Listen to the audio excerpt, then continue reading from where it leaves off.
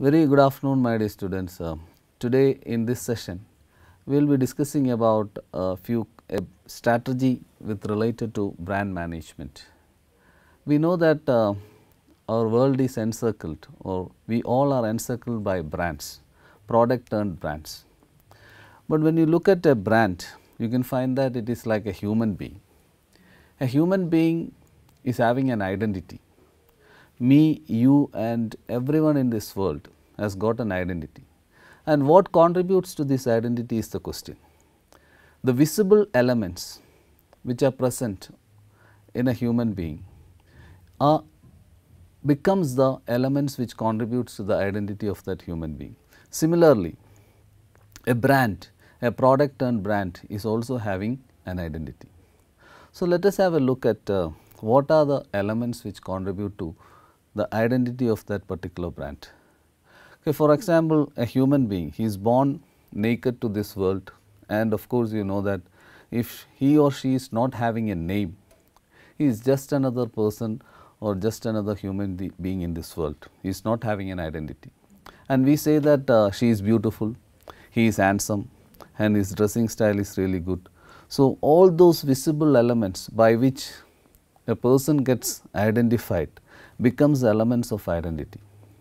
A product which becomes a brand and remains in this world forever, because human beings will definitely perish after a time period. But when it comes to brand, even after a long time since its inventors have left this world, the brand will remain. For example, a brand like Lifebuoy, it was in fact made 100 years back. That name and the product was made some 100 years back, but even today it remains. So, identity ensures that the brand will remain forever. So, let us see what are the elements which contribute to this brand identity. You can find that when it comes to brand identity, how well you communicate to this audience or a target audience, and how effectively you make them aware about your brand is the first aspect.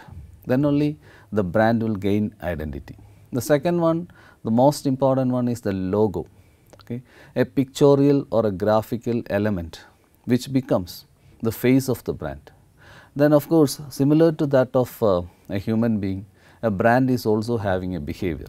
For example, a brand like Mahindra Thar, okay, by the name itself, by the looks itself, we know that its behavior is little adventurous. So, the behavior of the brand.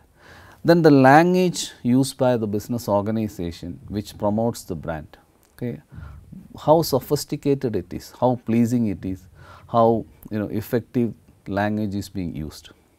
Then the mission of the organization, the vision of the organization, the culture in that organization, and of course, the design elements of the brand also contributes to the identity of that particular brand. Identity, as I said, is in fact the sum total of all these elements put together, which gives the brand an image and long life in a very competitive market. Okay. Let us now see what is exactly meant by brand identity. So, brand identity could be defined as the visible elements of a brand, including its color, design and brand's logo. So, in today's session, we will be looking at these three elements only: the design elements or design part of a brand, then the logo of a brand, the color of a brand, and of course, the name of the brand. So, if you look at brand identity from a different perspective, you can see that it is a manner in which a corporation or a company or a business present itself to the public and distinguishes the business in the mind of the consumers. Because you take any segment, you can find that it is highly competitive. Just for an example, if you take the a segment called mobile market, I mean mobile phone market, okay, the gadget market, you can find that it is really competitive. Right from Apple to the Chinese brands are available, but everyone is trying their level best to ensure that they are having a market share. So, if you want to distinguish, ours is different. If you want to establish that kind of a perception in the mind of the prospective consumer, you need to have a unique identity. For example, a person who is owning an Apple mobile phone, okay, he is having a different status, more than a mobile phone. Okay, this is a totally different product which gives an enhancement to the status of that particular person who owns it. It is because of the identity of that brand. So, let us see. Again, if you very simply put it across, brand identity is what you customers and prospective customers can see. The business organization must see, the customers of the organization must see, and of course, more than the existing customers, the prospective customers also should see the elements of brand identity and the image in the mind of the, and that should lead embedding the image of that brand in the mind of the customers. So, let us now move on to the elements one by one. So, it consists of the elements which contribute to the identity of a brand. Of course, as I said, a human being who is coming naked without any kind of identity, okay, when he or she is given a name, that becomes the first element of identity for that particular human being. Similarly, for a brand, okay, a product which becomes a brand, okay, it is the name which becomes the foremost element which contributes in a biggest way to the identity formation of a brand, the name. Now, the logo or word mark. Okay. When it comes to human beings, maybe this part won't be there, but of course, for a product or a business organization which offers a product to the market, definitely a graphical or a pictorial representation or a design is very much required, or a combination of the same. Okay. It could be the name plus the graphical or a pictorial representation becomes the logo of that business organization. Then of course, different logo variations are required. Why this point? Because we are promoting our brand using all the kind of or all available media sources. For example, we will be advertising in newspapers, we will be advertising in journals, then we come to the social media, we go to the television. So, each media, each platform requires a particular variant of a logo or a name or whatever design you are making. So, such kind of variations are also required to contribute to the brand identity of a particular product. Then each brand should associate it with a particular color. For example, the best example I can say it is of Coca-Cola. Okay. You go to the remotest village in the one of the African countries and show the color red. Even a child below the age of 5 will say that red means Coca-Cola. So, a color palette or a color which is chosen by the business organization for its brand becomes a strong element in the identity of that particular brand. So, when you are choosing a color, okay, you need to choose a particular color or select a particular color which just radiates the behavior of that particular brand. For example, blue is very friendly and Pepsi is blue, isn't it? So, you can find similarly, if you analyze the color combination or a single color which is being chosen by a business organization, it is not accidental. It has been done with the proper kind of analytics and strategic kind of thought process. So, key brand colors and color palette. Typefaces. Okay. You can present an alphabet in different ways, and the typeface which you choose again contributes to the identity of your brand. For example, if you have noticed the way Cadbury's is written, they could have used Times New Roman, or they could have used any other font or any other typeface, but they have chosen a very unique, or they have designed a very unique typeface to ensure that that name is embedded in the mind of the consumer. So, again typeface, which you may think that it is a very simple or a light kind of an element, but it has got its own impact. Then of course, the typographic treatments which you give, you can put it straight, you can go for running letters, likewise. Okay. The treatments which you can bring in, apart from the automatic treatments, the imagination and of course, the innovativeness of the ad maker or the logo maker is required. Okay, you can just design one for your own brand, your own product. Then of course, consistency, because as I said, your brand is going to remain forever. Okay, even after you leave this world, your brand will remain. So there should be consistency. Okay, you cannot have one logo today and another logo tomorrow. So a consistent kind of color combination, logo, and all the elements which becomes part of the brand identity needs to have consistency. Then the library of graphical elements. Okay, as I said, graphical elements, when we think about graphical elements, you can find that the logo of Nike, it's just a graphical element which comes in, it's just a design. So that has become famous and that has become really popular among across the world, among everyone, even a person who is not associated with sports directly, just by seeing this swoosh or that particular graphical element will understand that this is Nike, or recognize that this is the logo of Nike. Then the style gate, as I said, when you are grooming yourself, you will be visiting a beauty parlor, you will consult a beautician, and of course, he becomes the style guide. For example, if you look at a brand like Mammootty, he has got his own style guide. It could be a person, or it is a person, and he himself will upgrade what are the requirements needed to update ourselves and ensure that you are a person of the present, not of the past, not of the future. So such kind of a style guide is required.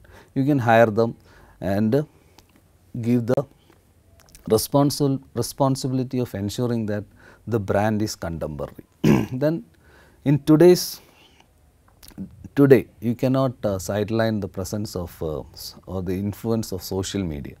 So when you are thinking about ensuring or establishing the identity of a brand, okay, your presence and visual identity in the social media is very important. So these are the elements which ensures that the brand is having an everlasting identity. Now let us think about the elements one by one. The name, as I said earlier, identifies, it differentiates and reflects the essence of the owner. So that name has given that particular brand an identity, and that name has communicated the nature and behavior of that particular brand, okay, for what purpose that brand or that product has been created. Then the second aspect with related to name is that you need to be very simple. Don't go for a very complicated name. Let it be a very short and simple to pronounce kind of a name. Then be memorable. Okay. So the strongest memories are emotion based and powerful brand names do an excellent job of communicating emotion also. Okay. So that has to be kept in mind when you are choosing a particular name. And when you are choosing a name, be genuinely unique and original. Don't try to copy the name from a competitor. So these are the aspects, okay, you should think when you are choosing the name for a brand. So if you look at these examples, Facebook, okay, Facebook suggests what is the product is all about and as the name indicates, it is the face of that particular person in the social media. Then the Apple, very simple and effective kind of a name. Even a child knows that what is an apple. Then the V-Guard, as I told you, IPL, Indian Premier League, then Tata, Rolex, all these are good examples of name which chosen by business organizations for a particular brand. Then moving ahead, for whom the brand is being created. So that is another aspect to be kept in mind when you are creating brand identity. For example, a product like or a brand like Complan, it is meant for children, and the product says that it is providing the needed and adequate kind of nutrition to help the children grow. That is why it is named as Complan, complete plant food. Then the target market of Mercedes-Benz, it is middle-aged people with high income. So when you have an idea about for whom the brand is made for, you can definitely bring in certain elements which are very much identifiable by that particular group in the society. Then the Whirlpool washing machine. Okay, Whirlpool washing machine is a product which is actually meant for the women aged between 25 and 40, and of course mostly housewife. So, once you know that these are the people, this is the target audience of our product or of our brand, you can bring in the elements which attract that particular target group. So, in that way you need to be very careful, you need to be very thoughtful related to the audience. Okay, what are the specific elements or specific kind of characteristics of that particular group of audience, and prepare a brand identity elements accordingly. Then, as I said, the most important one is logo. So, the world's most famous brands, okay, even the name is not required, the color is not required. If you want to identify that particular brand, only the logo is required. So, when you are making a logo, you need to be very clear about what the logo should communicate. It is, if you take any logo of the most famous brand, behind the scene or behind the curtain, the logo is communicating a message to the target audience. So, if you can look at these logos, Sony Vaio, Adidas, Amazon, then Apple. Apple, if you look at that, there is a bite. Okay. So, what is the implication of that bite in the apple? You can find that this is taking us back to the Garden of Eden. So, they want to say that this is a unique product. This is the same apple, okay, bitten by Adam and Eve. Then, if you look at the logo of Hyundai, you can find that two people are shaking hands, which means the company and the prospective buyer or the customer is making a relationship. Then, coming to Baskin Robbins, the ice cream brand. If you look at that particular logo, you can find that B and R is written in a particular manner, which indicates the 31 taste offered by that ice cream brand. Similarly, if you look at the famous logos, you can find that this particular, each logo is in fact communicating a particular message or a message about the brand. For example, Amazon, you can find an arrow. Normally we think that, okay, this is a smile, but the arrow starts at A and ends at Z, which means Amazon is a site which provides you A to Z requirement of a prospective buyer. So, any logo, any graphical pictorial presentation of your business organization is communicating to the target audience. So, again saying identity is required for every person, similarly for every brand. So, when you are thinking about establishing identity for a particular brand, you need to think about all these kind of key elements, and the most prominent ones: name, logo, key brand colors and typefaces or typographic treatments. So, I think we will wind up here. Brand management is all about strategies which will make your brand, your product immortal. So, one of the first aspect related to establishing your brand in the market is create an identity for them. And when you are looking at creating an identity, you will come across all these elements which contribute to the identity of that particular brand. So, with that we will wind up, and thank you very much for listening. Thank you.